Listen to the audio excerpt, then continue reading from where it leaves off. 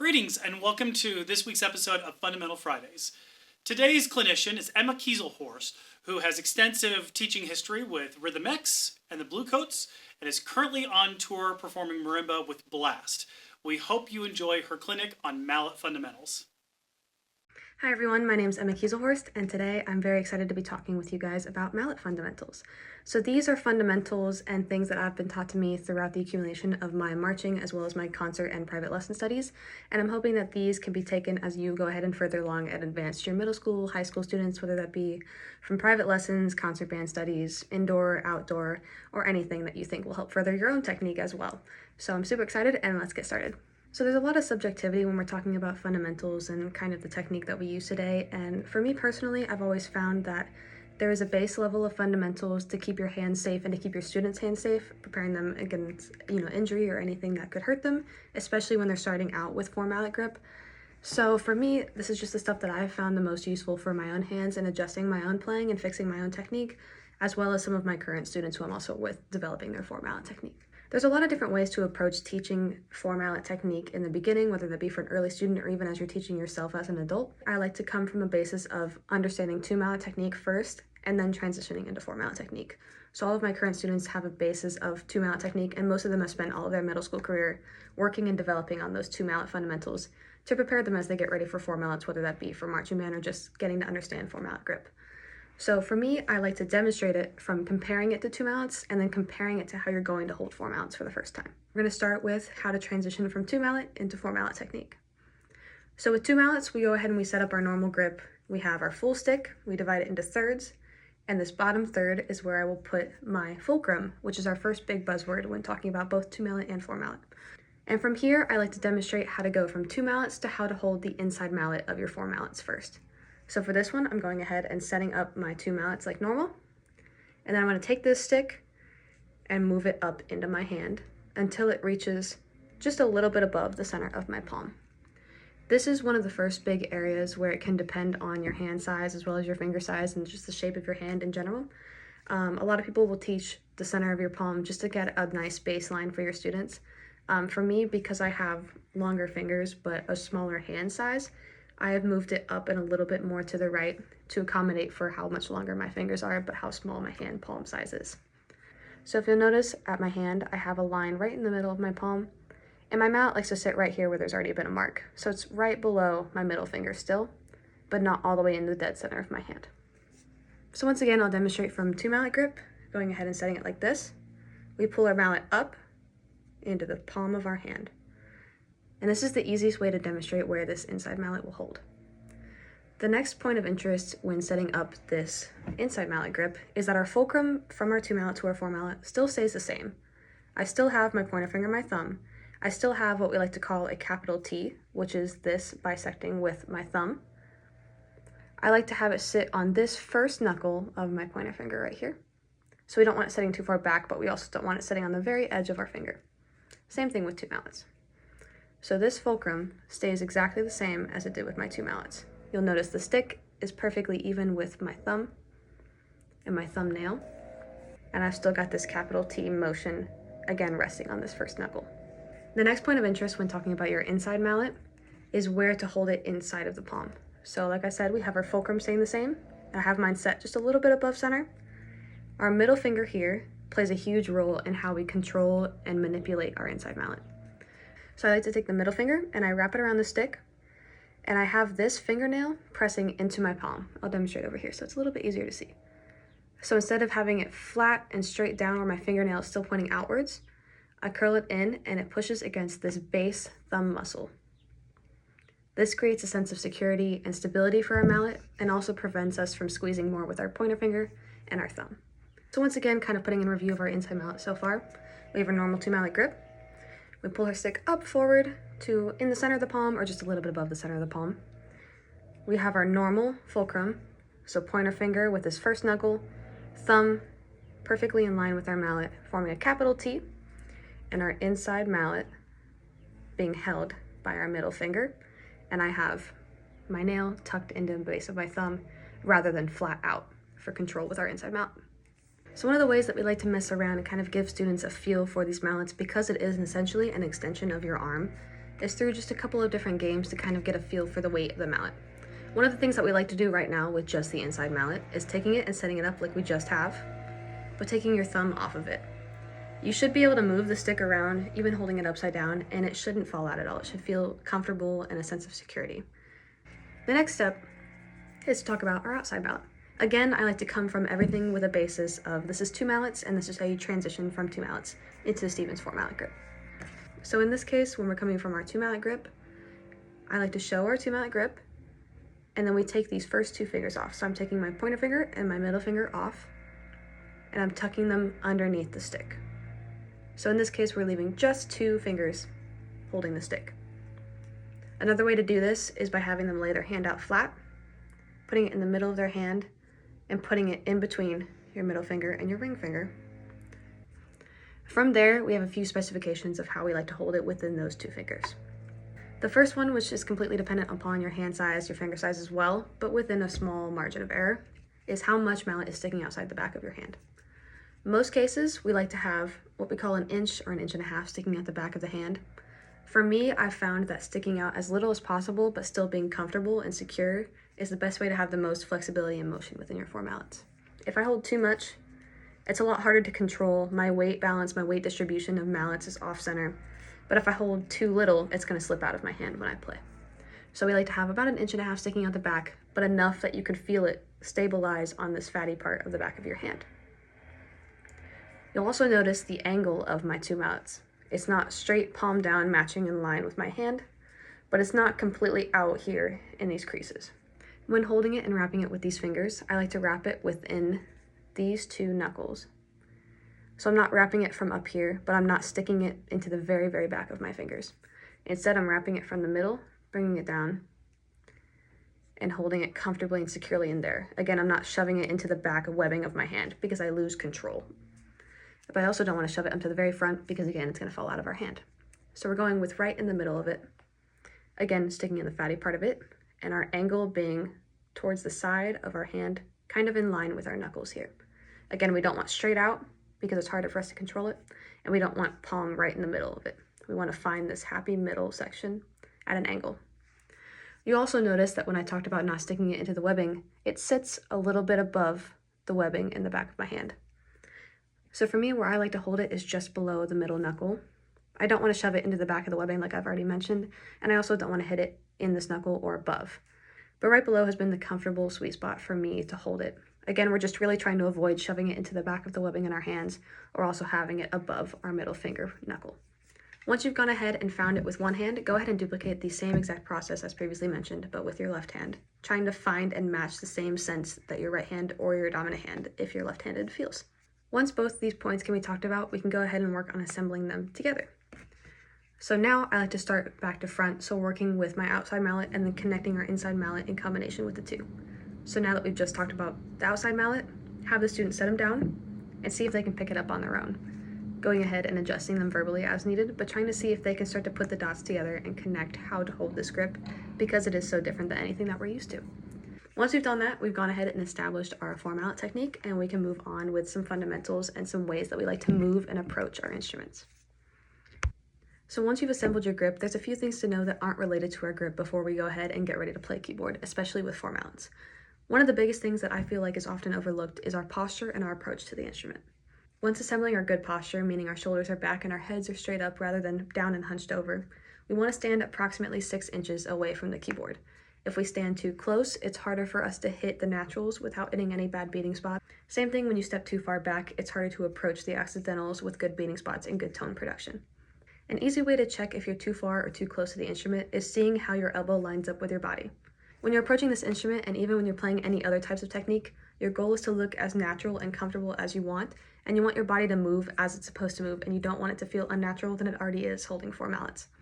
For me, and finding the right width from standing away from the keyboard, going ahead and standing right next to the keyboard, having your arms come up as though you're about to play, and going ahead and setting it up over the naturals right in the centers of the bars. Once you do this, go ahead and see how your elbow aligns with your body. If you're in the right place, your elbow should be perfectly in line with your body. If it's too close, your elbow will be pushed behind your body. And if you're too far, your elbow will be pushed in front of your body. This is a good indicator that you'll have difficulties hitting accidentals, or you'll have difficulties hitting good beating spots and the naturals, and you'll be able to adjust where your body stands while playing the instrument. Going along with having everything approach as naturally as possible, you want your upper arms to feel completely relaxed, and you want your forearms to be slightly below. You don't want them at a 90-degree angle for wrist flexibility. You want them just below 90 degrees. A lot of people like to set it up at belly button height, but again, this can be dependent on your torso size. So the easier way to find it is to adjust and make sure that your forearm is slightly below parallel with the keyboard.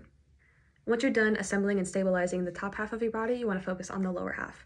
So for this, we want to keep our feet generally shoulder width apart throughout playing, and we want to keep our hips parallel to the keyboard. We don't want them moving side to side. When you're playing, you generally want to never cross your feet while you're moving up and down the registers of the keyboard. However, this can be dependent on which keyboard you're playing. For instance, if you're playing anything with a pedal, like a pedal Glock or a vibraphone, you're going to need to cross your feet while keeping the pedal down. But when you're playing marimba or xylophone or anything that doesn't require a pedal, go ahead and focus on shuffling side to side if you need to move up and down the instrument, rather than crossing and losing our center of balance within our bodies. Be sure that as you're taking these lateral steps side to side with the keyboard, that we're not changing and adjusting our parallel hips that we've talked about earlier. When playing, we generally like to hit the centers of the bars or just off of the centers of the bars. This provides the best and most amount of resonance with the keyboard. If we hit too close to the edge, we like to hit something called the node, which is where the string likes to go through the keys, and this creates a dead sound within the keyboard, and it doesn't allow a lot of the overtones to ring. Our goal is maximum overtones with the best quality of sound that we can provide. So this means either hitting the center of the bar, just off of the center of the bar, or the very, very edge of the bar of a marimba or vibraphone or any keyboard instrument.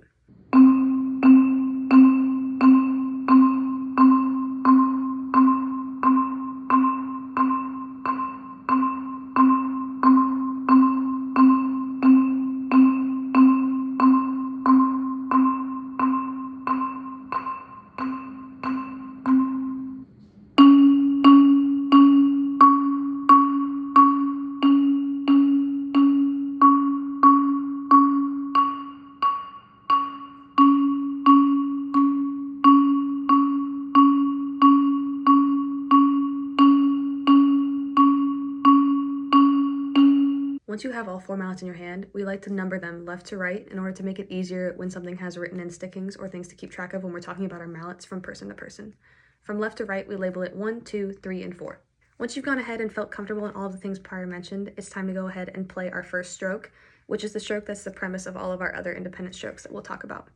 This stroke is called the piston stroke. It is called a piston stroke because of our efficient up and down straightforward motion when approaching the keyboards. Now keep in mind that there's a bunch of different stroke types and needs in terms of musical sound production and what's needed of you when you play this instrument. This is just the basic stroke type that we like to learn and establish, so we have a great baseline fundamentally before we go ahead and adjust it to any other musical preferences or needs. This stroke type provides the fullest sound with the most efficient motion. When doing the piston stroke, we want to have the same velocity, whether it's at a pianissimo or a fortissimo level. So the only thing we're doing is changing our heights when changing our sound, not changing our velocity. Again, this will change as you have other musical and sound technical considerations, but again, this is just our premise of establishing our piston stroke. When using the piston stroke, we want to set up and establish our stroke from the wrist rather than the forearm, our elbow, or our upper arm. These are bigger muscle groups compared to our wrists and our fingers, which have a lot of smaller muscles that are able to move a lot quicker than these bigger muscles. So initiating from a smaller muscle will allow you to move a little bit faster. While initiating this from the wrist, you want to have a relaxed forearm so that way you can still produce a full sound quality without sounding harsh.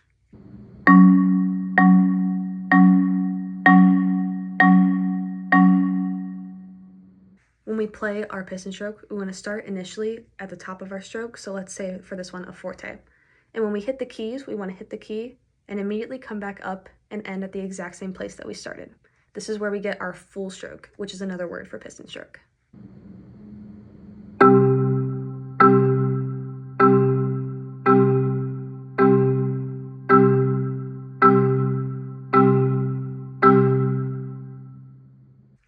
Again, going along the theme of maximum efficiency with the best sound production, there's a lot of focus in mallet shifting and how fast and efficiently we move our mallets from note to note. Again, these are dependent on sound and technical considerations, but for now we'll go with the premise of moving as efficiently as possible to create the best sound.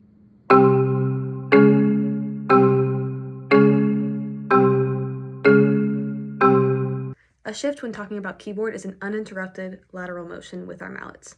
So when we're moving, we're not having any stops or bumps, we're creating a smooth and efficient motion. almost like a check mark or a Nike symbol. This is most important when we're moving from accidentals to natural notes, as we have an upward shift that needs to be quicker when transitioning from manual to manual.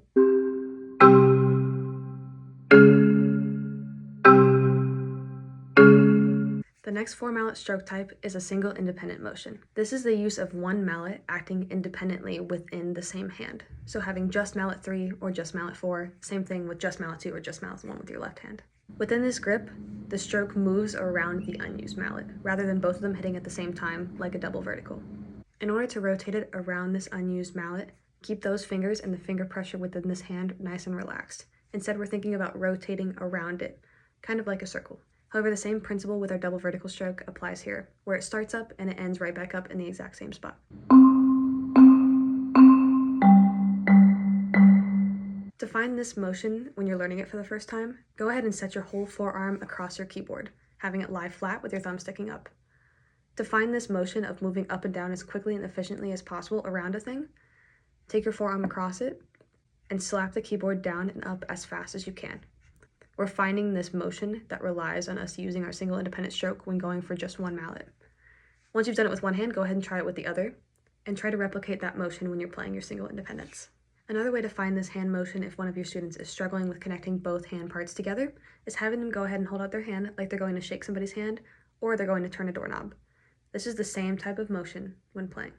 Our next stroke type that we like to talk about is our single alternating strokes, which are a little bit different than our single independent strokes. The only difference between these two is that we're not concerned with keeping the other mallet that's unused stable. This one is working in conjunction with our other single mallet.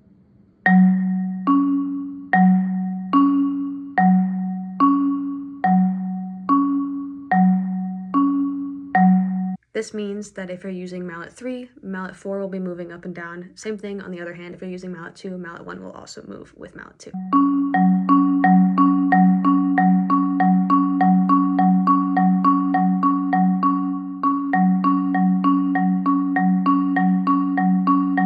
With this, the pivot point is between the two mallets rather than having it be pivoting on the unused mallet. So in between mallet 3 and 4 or 1 and 2, rather than focusing on just mallet 4 or just mallet 1 and vice versa.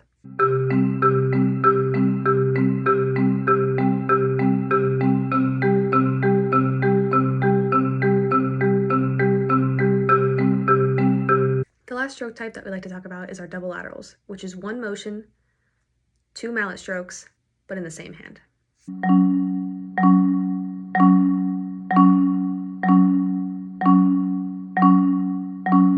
This stroke type is unique because it's very tempo dependent and movement dependent. That means that it depends on how fast you're going, whether you're going to actually need to use a lateral stroke or whether you can still use an alternating stroke at a faster tempo.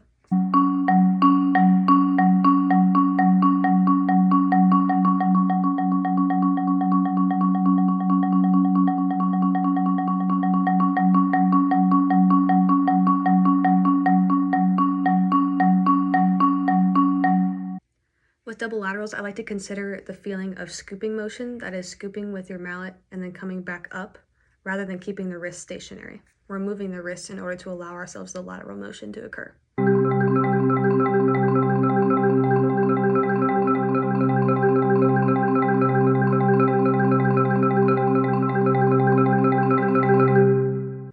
Once again, keep in mind that all of these are just the building blocks of fundamentals to developing your approach. This won't be the sole factors into any of your approaches or how you approach the instrument as you develop your technique further.